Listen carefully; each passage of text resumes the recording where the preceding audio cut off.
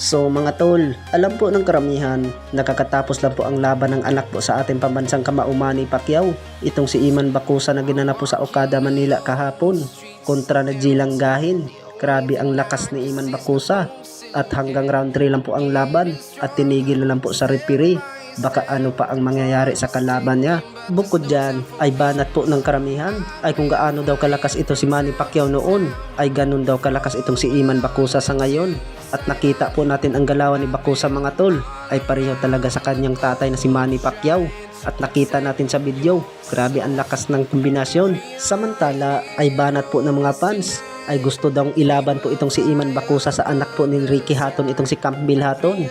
Dahil po ay nagsabay po ang laban nila kahapon. Dahil ay natalo din itong si Campbell Hatton by unanimous decision kontra ni James Flint. Bukod dyan, dahil po ay sigaw po ng mga fans, ay naglaban na po ang kanilang ama, itong si Ricky Hatton at si Manny Pacquiao, kung saan din pinatulog itong si Ricky Hatton sa round 3. Sa kabilang banda naman mga tol, ang ating pambatong former 3 Division World Champion angas ng Pinas Jandrel Casimero ay may awards pala sa First Pacquiao Elordis Awards na ginanap po sa Okada, Manila kagabi.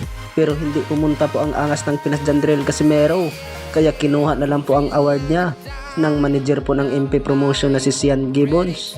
Bukod dyan ay nakita po natin sa video sa Pauka Sports at tinatanong po nga si Sian Gibbons ni Pauka Sports na kung hihatid ba niya ang awards ng angas ng Pinas Jandrel Casimero sa Ormoc City. Sa Maglisi, paano kaya bibigay? Paano kaya?